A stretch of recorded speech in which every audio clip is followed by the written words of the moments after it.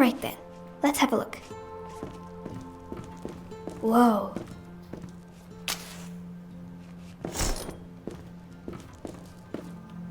Rations, supplies? It looks a little like Mom's housekeeping plan.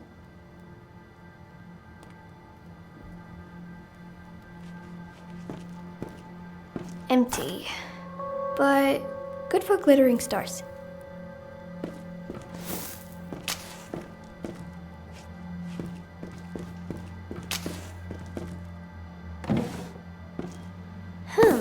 Might be useful to light fires. An old telephone? Wir Deutschen für... I can't make out the rest, but it's pretty.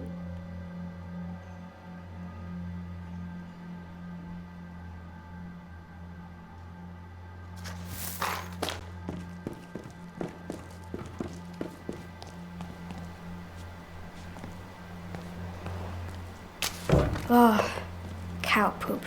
Now they're stuck behind the lid. Dad played and sang so beautifully, but the lyrics were boring. It was always about the same thing. That's not enough to decorate the Christmas tree. He promised to teach me how to play the piano after the war. Dad played and sang so beautifully, but the lyrics were boring. It was always about the same thing. That was painted for Mom and Dad's wedding. She really liked it, but she cries now when she sees it. Boring books, no magic or fairies, but there's something underneath. Dad's medals, but today they are Christmas tree balls.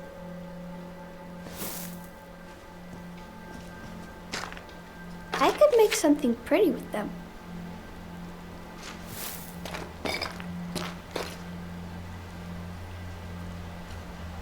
There's a service going on over there right now. The curfew's been lifted, but we still don't go out much. Oh, look! How wonderful! Someone is as festive as we are.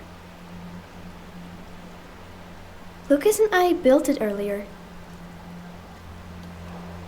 A bonfire.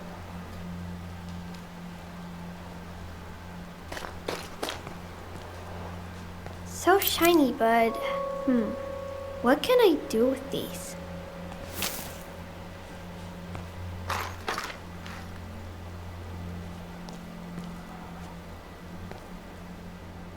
Apparently the previous tenant gave us this as a gift, but we never used it. The nest has been empty for months. I hope the birds are doing well.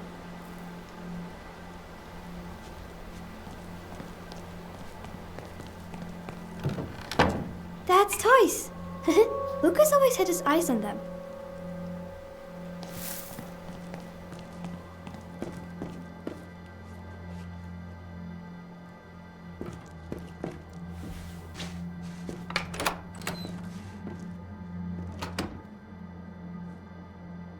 Finally, there you are. We are waiting. Almost done. I just have to decorate the Christmas tree.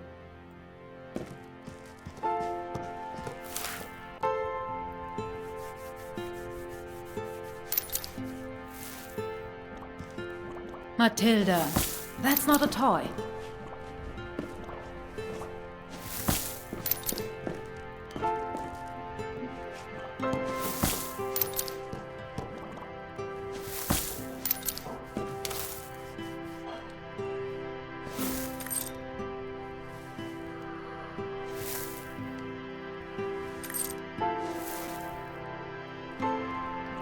Your father's medals?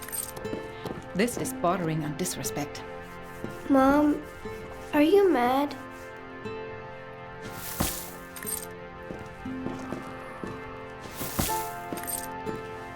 Come on, sit down. We want to celebrate Christmas now.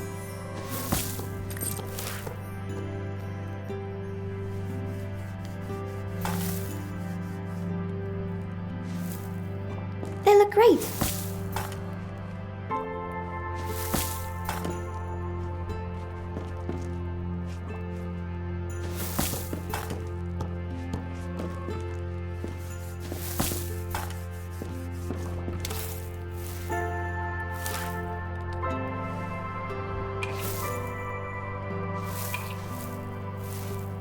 Your father wouldn't like to see them like this.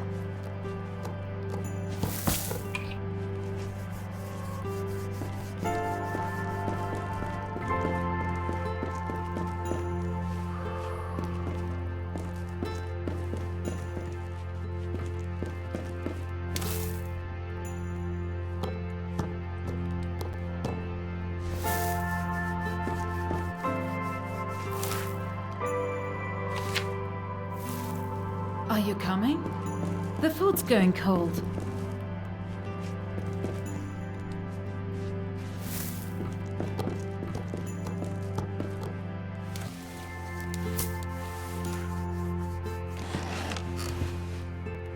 Hands on the table. We are still civilized people.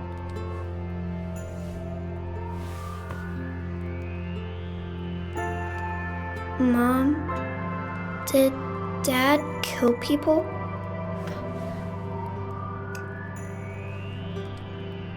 I asked you something. Mom? Ask him yourself when he's back. When will he be back? Eat your soup.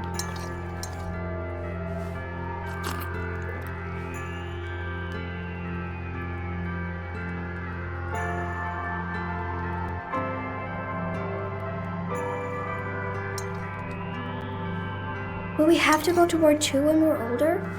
Matilda, you're ruining Christmas dinner for us with all your questions. One last time. Eat your soup. And keep your mouth shut.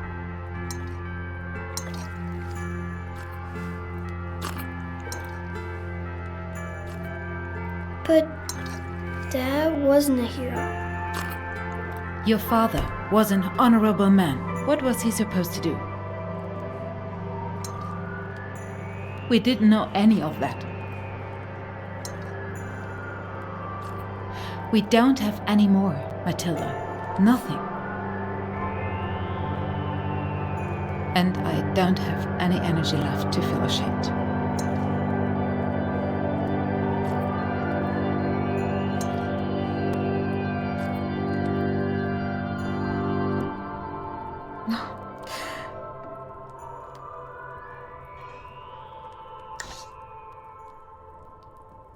We should never have returned to Berlin. Everything's supposed to be the way it used to be. Lucas, why don't you play us something on your recorder? Yes, Mom. Your father would have liked that.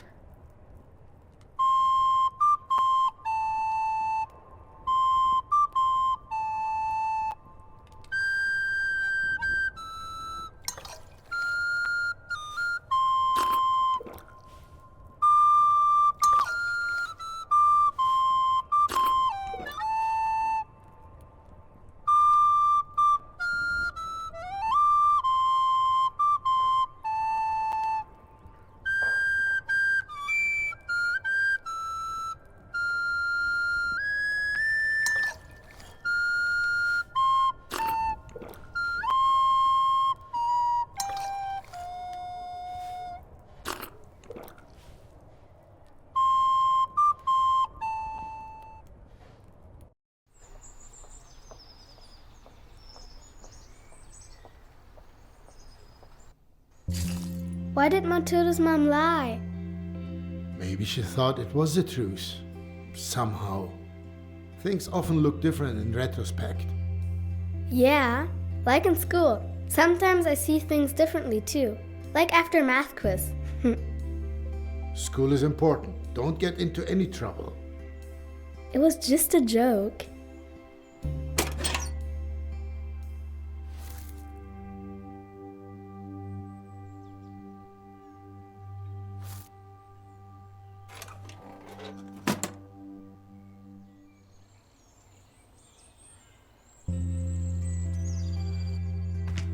I'll make it cozy for us.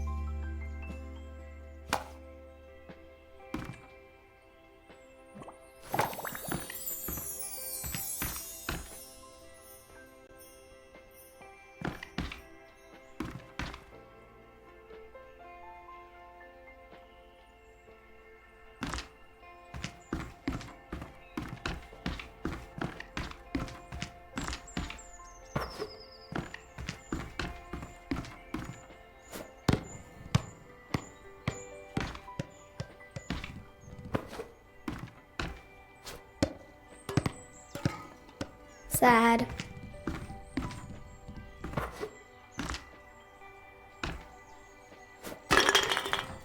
Dad, I hit them all.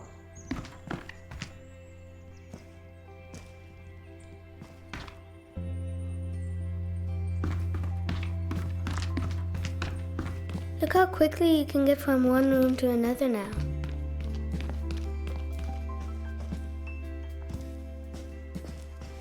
This is a really nice room too, Dad.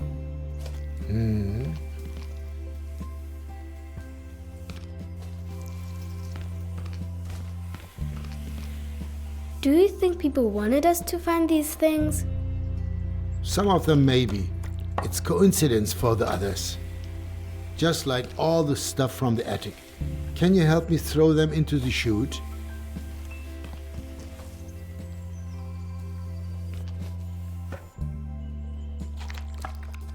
Hey, leave that.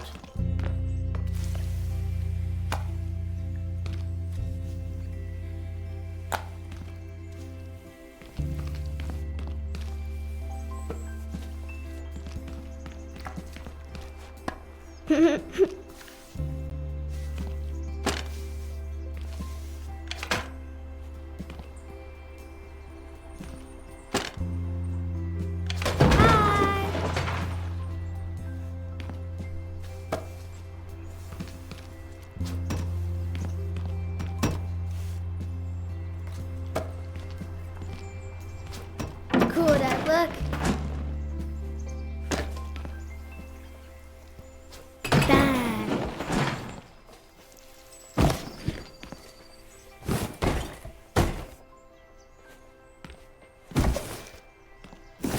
Get rid of the old stuff.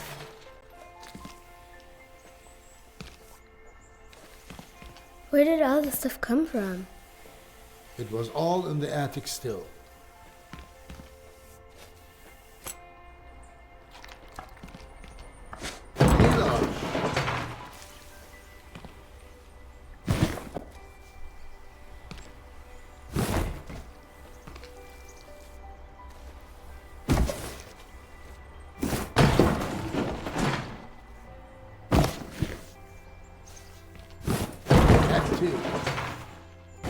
There's something there, but I can't get to it. All of that has to go now. What is that? Excellent, Froggy.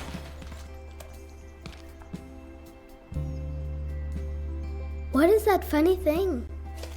That's an old typewriter. That's how people used to write. Give it a go. But it's not even plugged in. Does it have a battery? It works without electricity. A little like stamping.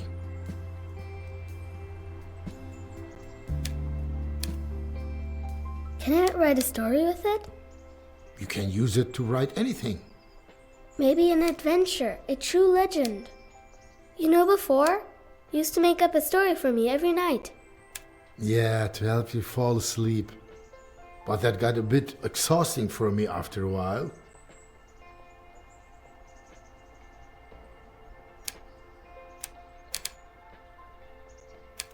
Can we do that again? Every night? Please, please. You come up with something. You're already in the second grade. Okay. So, this typewriter once belonged to a great author. No, an astronaut. Maybe both can be true.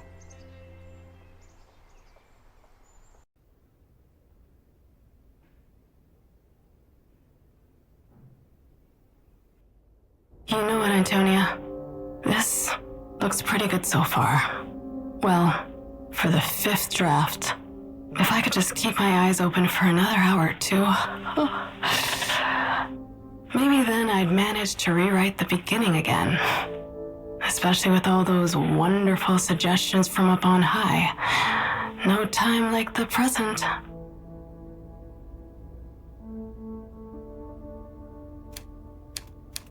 The cosmonaut was ready to set forth into an unknown world.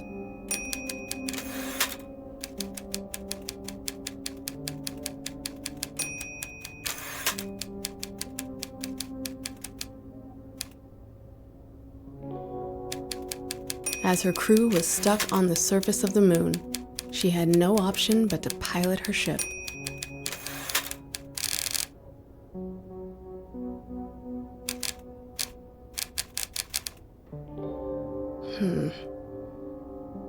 I should probably decide on a name for that spaceship.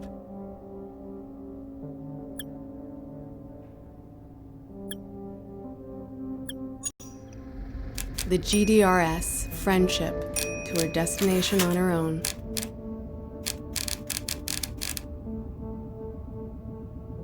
It carried her farther and farther away from the sun and so far away from the blue planet.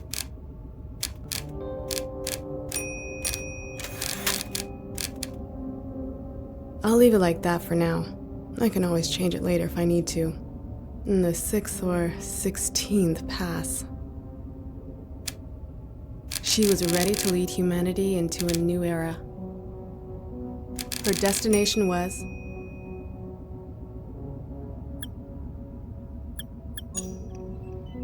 the planet Jupiter, the largest and most massive of the known planets, the king of the gods. Jupiter had always drawn people's eyes towards the sky. The signal that originated from there had been puzzling humanity for 6 years.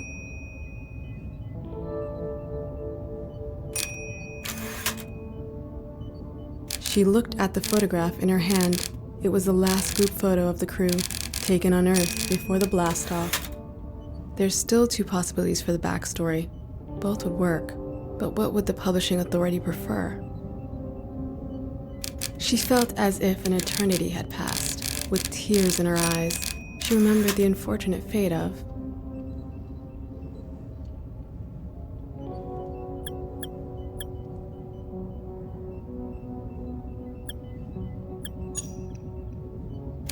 Chief Engineer Liu Yaping, whose body was saturated with deadly radiation as she aligned the forward shield. She would see this mission through to its end, if not for the people of Earth, then for the comrades who had been forced to stay behind. Phew, it's a lot of repetition.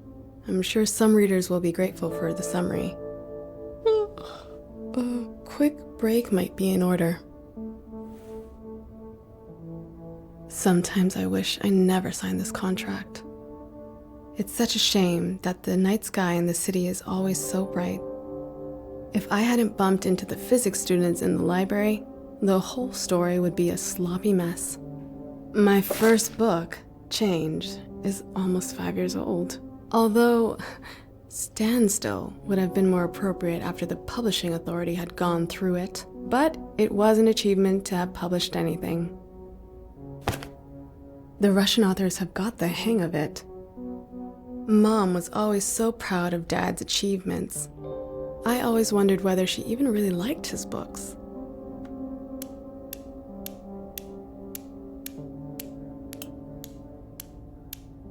Why do I have all these old tombs from the great Karl G. Zelensky laying around?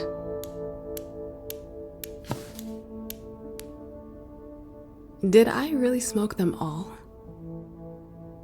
I'm quite proud of the story structure. The plot is relatively complex, and it's still accessible. Huh? What? Stay calm. You're just a bit tired. Warning, warning, pilot to the bridge. Interstellar objects in close range.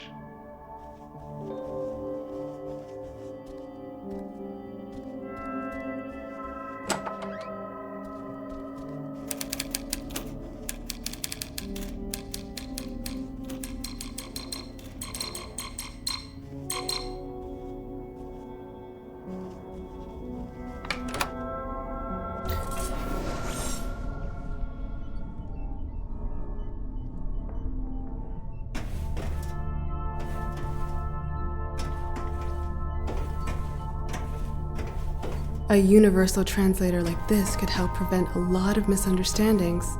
It might even prevent military conflict.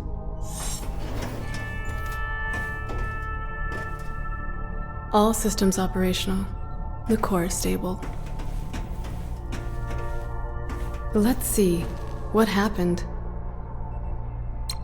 The cosmonaut had almost left the asteroid belt. The last few rocks streaked past dangerously close to the ship. She had to take action.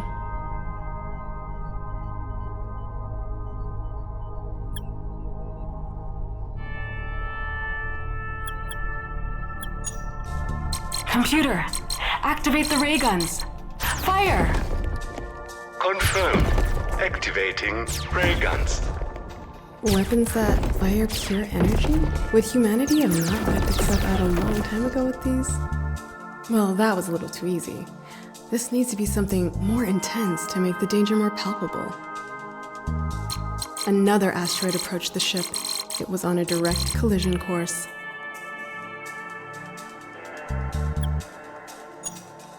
Computer, full power to the maneuvering thrusters. Confirmed. Redirecting power to the maneuvering thrusters. I wonder if something like this might be possible someday. It's certainly conceivable. At the farthest edge of the asteroid field, the cosmonaut saw her long-awaited destination. The planet Jupiter was in sight. Come on. A little more detail will bring this scene to life. The view was breathtaking. Revealed before her was a pristine, brightly shining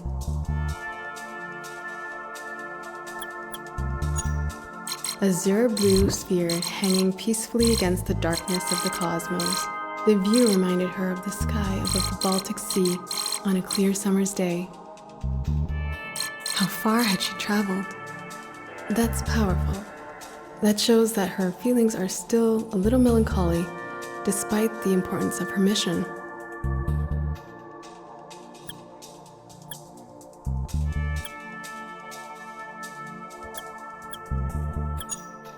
The surface of the planet was calm, smooth, and still like the ocean on a windless night. Oh, that's getting a bit over the top now. I'll have to go over it again later. And now, an exciting lead into the next chapter to keep my readers hooked. Computer, prepare to land. Let's take a closer look at this new world. Course calculated. Landing initiated.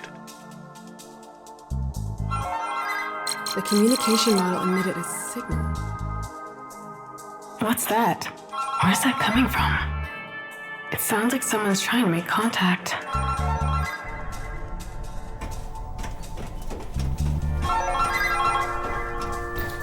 This is the GDR's friendship heading to the planet Jupiter. To whom am I speaking? Come in. This is Bulow. I hope I'm not disturbing your work too much. Yes, Comrade Bulow. Hello.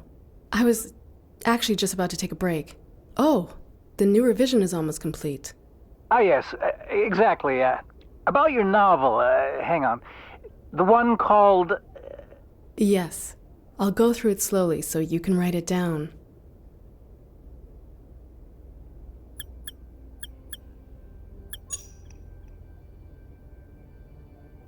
Silent signals from the planet Jupiter. Yes, exactly. Of course, that's the name. Yeah, it's a powerful title.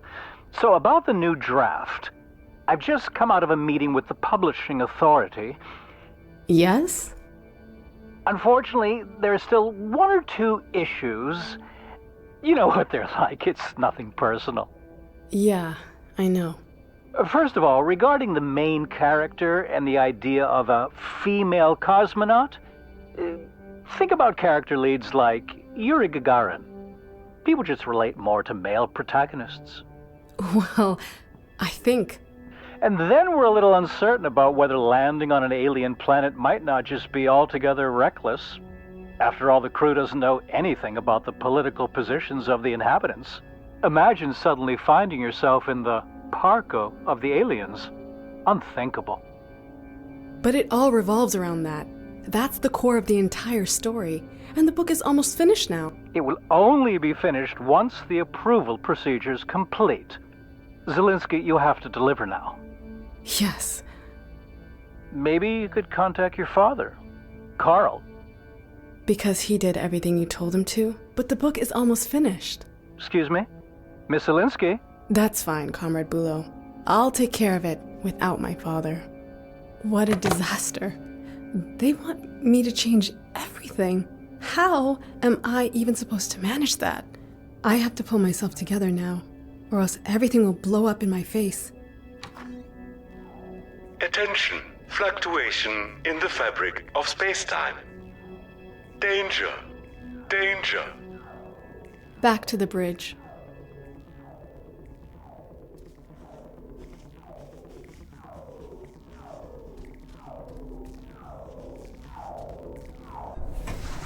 The GDRS Friendship had run into massive turbulence. It almost seemed like the fabric that made up interplanetary space was being torn apart.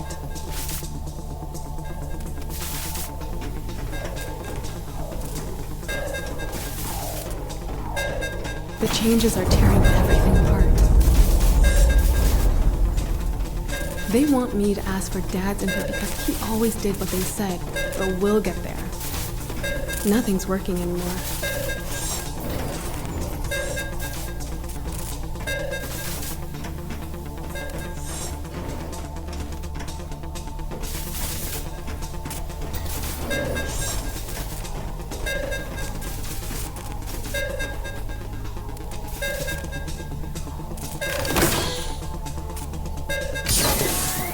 The maintenance hatch. What a mess. Right. Stay calm. We can do it. What did Bulo say? No female protagonist. Contact is too dangerous. Where do I start? What if I just changed?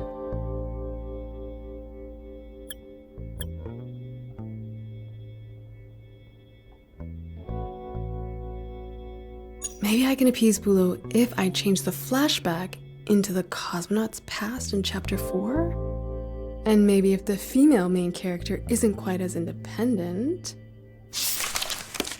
But if I change that, it will obviously impact everything that happens later. Oh geez, the simplest chain reaction. A cascade, a butterfly effect. Maybe it would be better to go to Chapter 5 and change the focus here. I was never keen on the orbiting of the moon anyway.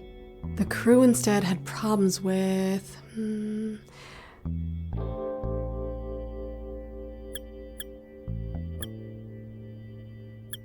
The crew could be attacked by capitalistic coursers, pirates under the flag of the class trader. They steal money from our heroes, and that would also give me an explanation for the lack of fuel. Will that help, though? The core of the story is supposed to be about something completely different. Come on, Antonia. Let your imagination run wild again. What if we spice up the story with real science fiction elements like...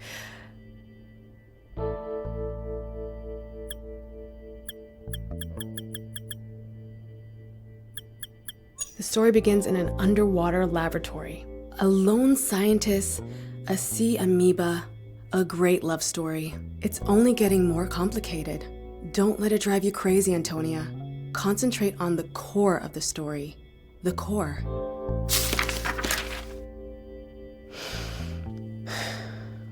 It needs to be something even more powerful. Everything is possible.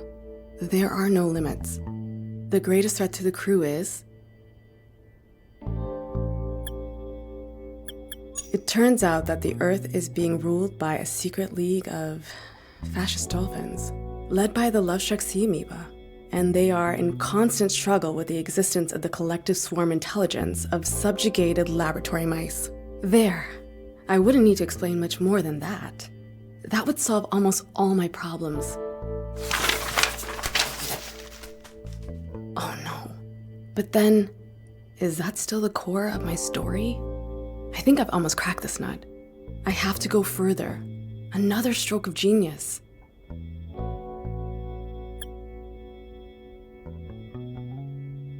It turns out in the end, the signal was fabricated by intellectual vampires from Venus.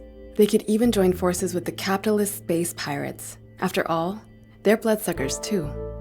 That makes total sense. That's it. Just brilliant. this idea is now.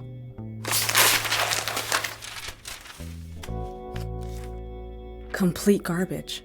I'm officially at the end of my rope. I'm breaking more than I'm fixing at the moment. What would Dad do now? I want to tell a story in which people surpass their own abilities. That's the core of the story. I need to keep a cool head and think. Coffee. Yes, I need coffee. My last chance. Do I even have any left?